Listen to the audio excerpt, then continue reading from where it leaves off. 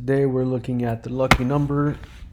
This was a question submitted by one of our Code Now students. And so she sent this over that she had seen this before, and so she sent it to me so I can include it in the course and kind of go over it and how I solved it. And yeah, so that way everyone else can see as well. So, excuse me. So, a lucky number is a 10 base number which has at least a 6 or an 8 in its digits. However, if it has a 6 and an 8 at the same time, then it is not a lucky number. For example, 16, 38, 666 are all lucky numbers, while 2, 3, 4, 6, 8, 7 are not. Right? So these 16 has a 6 or an 8, right? But not a 6 and an 8 at the same time. Same thing with 38, and same thing with 666. It has a 6 and it doesn't have an 8 as well. So that makes it a lucky number. Now 234 has neither. 687 has both, so those are not lucky numbers, right? So that makes sense, right? I hope.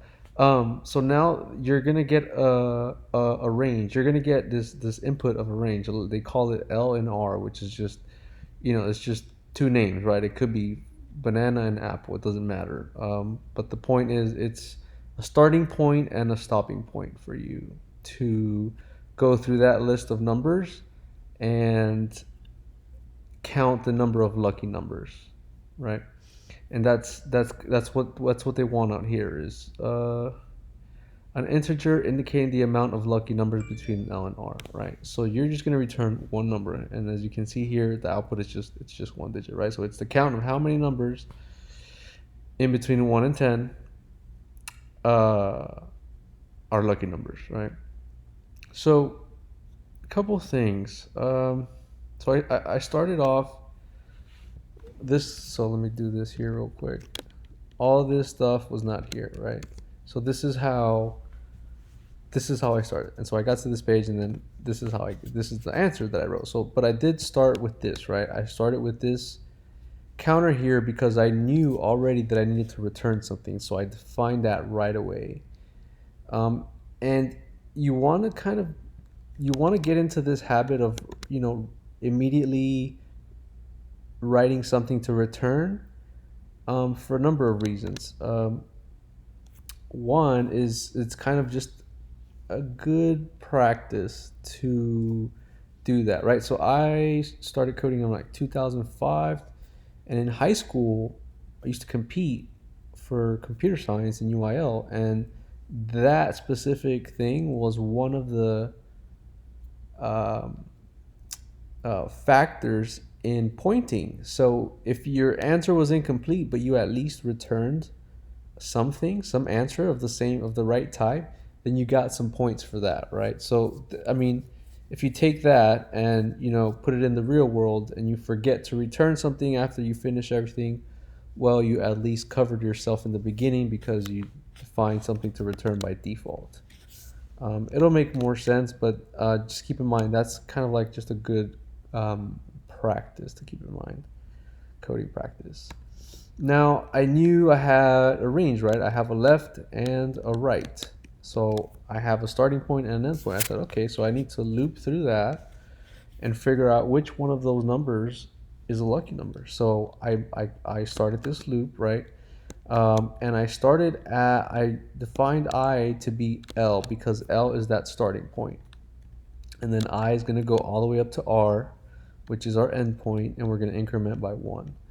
So right now, the what we're looping through is numbers, right? We're dealing with numbers, so it's kind of hard to figure out and answer these questions, right? Is it a lucky number based off these rules when we're looking at a number? But if we convert that number to a string, then we can just search that string for a 6 or an 8 with the includes function. This function right here is a JavaScript function that exists. that you can leverage to search a string, right? So G in this case is the string of I, and we converted I to a string, right? I.toString, and then G is now the string version of I.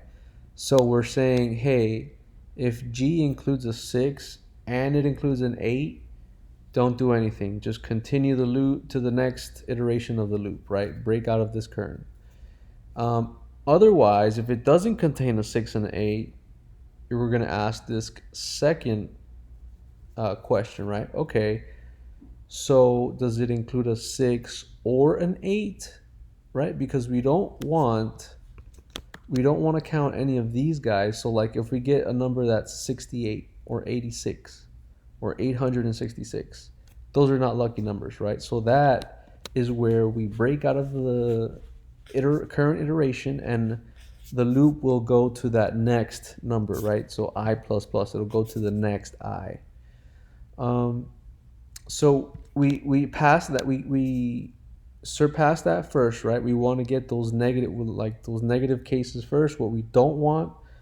And then if that is not true, then okay, that means it has potential to be a lucky number.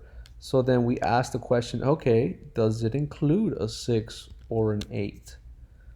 And then if it does, we increase that counter.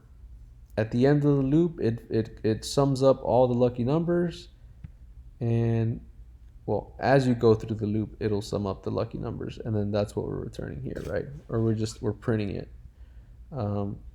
Because when I first got here, this is how this looked. It wanted me to put the answer there, right? So that's what I did. Lucky number count. Boom. Okay. Now, so it did pass some of the test cases, not all of them. You can see here that a 64-bit integer and biggest, they failed. That's just it's a little fix to change for this function to handle all types of inputs. I'm not going to go that far just because I wanted to show how to solve this kind of just at a high level, right? I can definitely go and Google and figure out how to do this, but I just wanted to get this example down for you guys, so y'all can see how to solve this lucky number problem and how I approach in solving a number like solving a coding problem like this. These are fun for me. They can get really, really challenging, but the little easy ones and the medium ones are pretty fun to solve because it makes you think in a different way. And really, the key thing I think is that you have to think.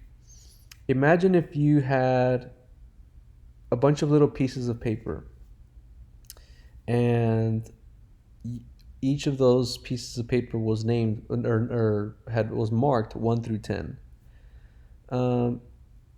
And you kind of just think about it, and you go through each thing. So my point is, you have to think about it in like a structural kind of a math models type of thing. Like think about it in a real world. Like if you had 10 numbers laying down in front of you and you had to iterate through each one and count which one was lucky, which one wasn't. And that will help you determine, it'll help you come up with your algorithm. And so again, algorithm is it's a set of instructions on how to carry out a certain task, right? How to solve a certain problem. So the problem we're solving here is we need to find the lucky numbers in this array of numbers, and so that this algorithm does that. So if you have any questions about this, or if you want me to dive in a little deeper or answer, just explain it in a different way or anything, just ask me. If you want me to go into these, I can definitely do that too, but for the sake of this example, this is generally how you would solve this. Cool, thanks.